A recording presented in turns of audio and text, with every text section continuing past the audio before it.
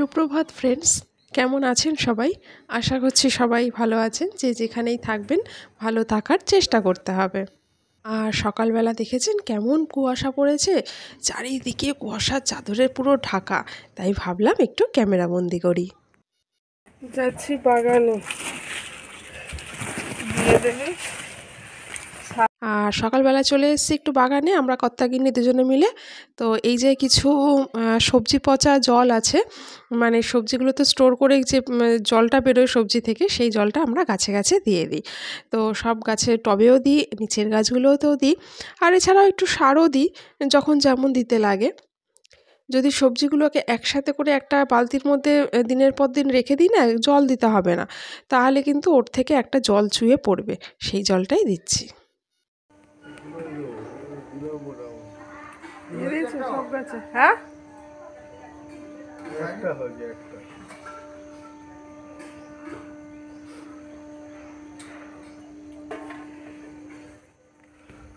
এই যে 10 মিনিট হলো খাওয়া শুরু করেছি। এই যে সকালবেলা একটুখানি চা বিস্কুট আর এইটা খেতে দিয়েছি, তাই ওর কতক্ষণ সময় লাগে খেতে। 10 মিনিট মাত্র 10 ওইটা খেতে 10 মিনিট সময় লাগে, 5 মিনিটও লাগে না। দুটো মিলে খেতে 10 মিনিট লাগে। তার বেশি হয়ে যাচ্ছে তোর।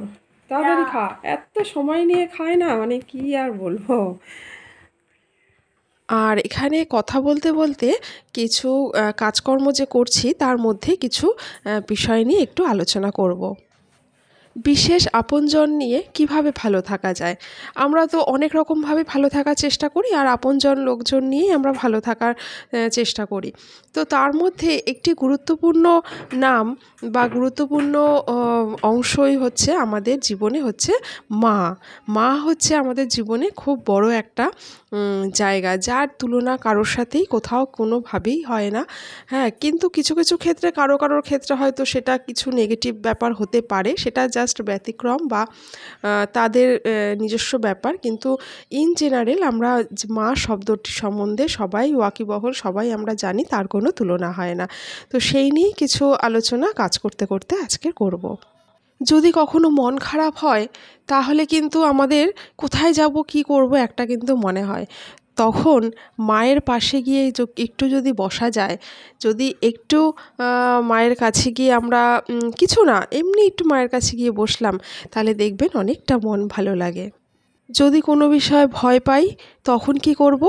তাহলে কিন্তু মার কাছে গিয়ে মাকে একটু খুলে বলতে হবে, মা এই ব্যাপার হয়েছে। দেখবেন অনেক ভয় কেটে যাবে, অনেক ভালো সাজেশন পাবেন, অনেকটাও আপনার বিপদমুক্ত লাগবে নিজেকে। আর সকালবেলা এই বিছানাগুলো তুলে নিচ্ছি। শীতের বিছানা তোলা যে কী কষ্টকর তা তো আপনারা জানেন। সকালবেলা তো বিছানা কাঁথা সব গুছিয়ে নিয়েছি, এবার ছাদে যাবো একটু এগুলো মেলে দিতে। আর আজকে যেহেতু সানডে, আজকে স্পেশাল তো কিছু মেনু সেরকমভাবে নেই। আর আপনাদের তো বলেইছি যে সানডে বলে যে আমাদের মাংস হবে, চিকেন হবে, এমন কোনো ব্যাপার আমাদের নেই। হ্যাঁ, তো সেই জন্য এমনি নর্মাল মেনুই হচ্ছে, মাছ হচ্ছে আর এমনি পুঁই শাকের তরকারি করব। আর অর্কিত গেছে তো কম্পিউটার ক্লাসে, ওর আছে কম্পিউটার ক্লাস আছে, কম্পিউটার ক্লাসেও গেছে। আর ওর বাবা তো গেছে বাজারে, সকালবেলা মাছটা করে দিয়েই গেছে। তারপরে এমনি হয় না রোববারের একটু আড্ডা, সেই তাতেই গেছে। তো বাকি কাজকর্মগুলো সেরে নেবো। আর এখানে যা ঠান্ডা পড়েছে, প্রচণ্ড ঠান্ডা পড়েছে। আপনাদের ওদিকে কার কেমন ঠান্ডা আছে জানি না, তো আমাদের এখানে প্রচণ্ড ঠান্ডা পড়েছে। তারপর চলে এলাম ছাদে। এই জিনিসগুলো ভাবলাম কি একটু যাই ছাদে গিয়ে একটু রোদে দিয়ে আসি, অনেক দিন রোদে দেওয়া হয় না। তো ঠান্ডাটাও বেশ জমিয়ে পড়েছে, তাই না? তো ভাবলাম একটু গরমই করে নিই, এইভাবে একটু রোদে দিয়ে নিই। লেপ কম্বল সবগুলোই রোদে দিয়ে দিয়েছি। চলে আসি 3 নম্বর পয়েন্টে। যদি বিপদমুক্ত থাকতে চাও, তাহলে যেখানেই যাবে মাকে বলে যাও। আমরা অনেক সময় কি হয়, মাকে বলি না, আড়াল করি, কোথাও চলে যাই, কিন্তু কখনোই সেটা করা উচিত না। সব সময় যেখানেই যাই না কেন, মাকে জানিয়ে যাওয়া অবশ্যই উচিত। হয়তো একটা সময়ের জন্য হয়তো সেটা সম্ভব হবে না, কিন্তু যতটা সম্ভব হয় সেটা মেনটেন করলেই কিন্তু ভালো। আবার অনেক সময় আমাদের কি হয়, মনটা না ভীষণ অস্থির অস্থির মনে হয় যেন কিছু একটা নেই, বা কি করি বা কিছু ভালো লাগছে না, অনেক কিছু কিন্তু অনেক সময় এরকম মনে হয়। তখন আমরা যদি একটু মায়ের কাছে গিয়ে বসে মার আঁচলে যদি একটু মুখটা মুছে নিই, মার আঁচল দিয়ে যদি একটু নাড়াচাড়া করি, তাহলে দেখবেন অনেকটা মন শান্তি লাগে, ভালো লাগে। হ্যাঁ, এটা হয়তো সবার পক্ষে সবসময় সম্ভব নয়, বা সবার পরিস্থিতিও সবসময় সমান থাকে না, সে ব্যাপার আলাদা। কিন্তু যার যেরকম পরিস্থিতি যদি সম্ভব হয়, তাহলে এইগুলো একটু মেনটেন করে চললে তাহলে দেখবেন অনেকটা কিন্তু ভালো থাকা যায়। হ্যাঁ, এবারে একটা বয়সের পরে হয়তো সব সময় মেনটেন করা সম্ভব নয়, ওই যে বললাম সব কিছুই পরিস্থিতির ওপরে। তবে জিনিসগুলো কিন্তু সত্যিই ঘটে, সত্যিই কিন্তু সেটা ফলপ্রসূ হয়। আর এদিকে না সকালবেলা আমি এই যে লেপ কম্বলগুলো ছাদে এনে একটু মেলে দিচ্ছি, আর আজকে তো একটু কাচাকুচি হয়েছে, তাই জিনিসপত্রগুলো একটু এদিক ওদিক করে মানে ওলট পালট করে রোদে একটু শুকিয়ে নিচ্ছি। আর শীতকালে কিন্তু তাড়াতাড়ি জামা কাপড় শুকোয়, দেখবেন গরমের থেকে শীতের আর্দ্রতা বেশি থাকে, তো তাই শীতকালে জামা কাপড়গুলো একটু তাড়াতাড়ি শুকিয়ে যায়। আর তারপরে চলে এসেছি আবার রান্নাঘরে, নিচে চলে এলাম। আর সকালে তো জলখাবার আজকে তেমন কিছু হয়নি, একটুখানি ভাত ছিল কালকের, সেই ভাতে আর কিছু তরকারিও এদিক ওদিক করে বেশ বেঁচে গেছিলো, সেই তরকারি দিয়েই ভাত দিয়ে আমরা সকালবেলা টিফিনটা সেরে নিয়েছি। আর এরপরে তো দুপুরের রান্নাগুলো আমাদের করে নিতে হবে।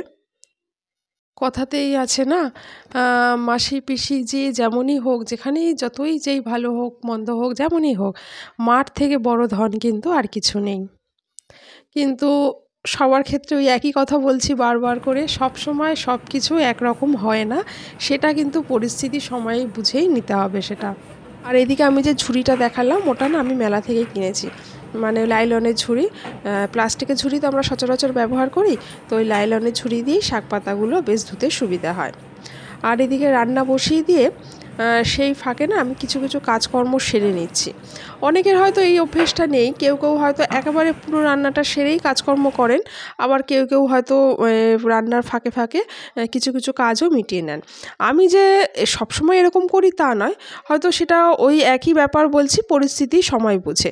যখন দেখছি যে রান্নার ফাঁকে আসা সম্ভব নয়, তখন পুরো রান্নাটা একেবারেই করে নিই। আবার যখন দেখি যে না, রান্না বসিয়ে কিছু ডাস্টিং ক্লিনিং বা যাই হোক কাপড় একটু ভিজিয়ে রেখে দিলাম, পরে কাচবো, এরকমও যদি হয় কখনো, তো সেটাও আমি করে নিই। আর এদিকে মাছ তো আজকে নিয়ে এসছে, আর এই মাছটা ধুয়ে মানে মাছের ব্যাগটা ধুয়ে আমি এই বারান্দায় এসে মেলে দিলাম। আর এখন একটু বেলা হয়েছে তো ভালো চড়া রোদ উঠেছে, সকালবেলা যে পরিমাণে কুয়াশা ছিল আর অতটা রোদও ছিল না, এখন বেশ ভালো রোদ উঠেছে। আর ৫ নম্বর পয়েন্টে বলি, যদি ভালো থাকতে চান তবে বেশি করে মায়ের সেবা করুন, তার থেকে বড় জিনিস কিন্তু আর কিছু হয় না। বাবা মায়ের সেবা করা, এর থেকে বড় জিনিস আর কিছু নেই। তো যেরকমভাবে পারবেন, যতটা পারবেন মায়ের সেবা করুন, তাতে দেখবেন আপনার ভালো লাগবে, ভালো থাকবেন, এবং পরবর্তী সময়ও ভালো চলবে। আর এখানে তো আমি কিছু মাছ ভাগ করে রেখে দিলাম। চুনো মাছটা খেতে মাঝে মাঝে বেশ ভালোই লাগে, আর শরীরের জন্যও খাওয়া প্রয়োজন বড় মাছের থেকে। তো কিছুটা চুনো মাছ আজকে ভেজে নেব ভাজা খাওয়ার জন্য, আর কিছুটা মাছ টিফিন বক্সে করে এই যে বাটিতে করে কিছুটা মাছ তুলে রেখে দেবো, অন্যদিন পেঁয়াজ টিয়াজ দিয়ে ঝাল করব। আর এছাড়া তার সাথে তো ওই ভেটকি মাছ আছে, সেটারও একটা সর্ষে বাটা দিয়ে ঝাল করব। আজকের আর ভেটকি মাছটা পেঁয়াজ দিয়ে করব না, কারণ দুদিন পর পরই না পেঁয়াজ দিয়ে রান্না করা খাওয়া হচ্ছে, তাই আজকের আর পেঁয়াজ দিয়ে করব না, এমনি সর্ষে বাটা দিয়ে ঝাল করব। আর এই লাইটটা আমরা কিনেছি হচ্ছে মেলা থেকে, মানে এটা হচ্ছে একটা টেবিল ল্যাম্পের মতন, টেবিল ল্যাম্প হোক বা নাইট বাল্ব হোক যাই হোক, কিন্তু ডিজাইনটা এত সুন্দর লাগলো, বেতের ঝুড়ির মধ্যে দিয়ে, মানে অপূর্ব লাগলো, একটু ইউনিক ডিজাইন, অন্যরকম লাগলো, তাই এটা নিয়ে নিলাম। আর আজকের ভিডিও যদি কোনো অংশ কোনো এতটুকু কিছু ভালো লাগে, তাহলে please like share and subscribe করে আমার পাশে থাকবেন, আমাকে একটু সাপোর্ট করবেন। আর যারা ফেসবুক থেকে দেখছেন তারা অবশ্যই চ্যানেলটি ফলো করে আমার পাশে থাকবেন প্লিজ। আর অন্যান্য ভিডিওগুলো আমার ওয়াচ করবেন, কারণ রোজ দিনের ভিডিও তো সমান হয় না, তো আমার অন্যান্য ভিডিওগুলো আপনারা প্লিজ ওয়াচে রাখবেন। আর যারা অলরেডি কাজটি করেছেন তাদেরকে জানাই অসংখ্য ধন্যবাদ। কেমন লাগছে লাইটটা? আজকে তাহলে আসি, টাটা।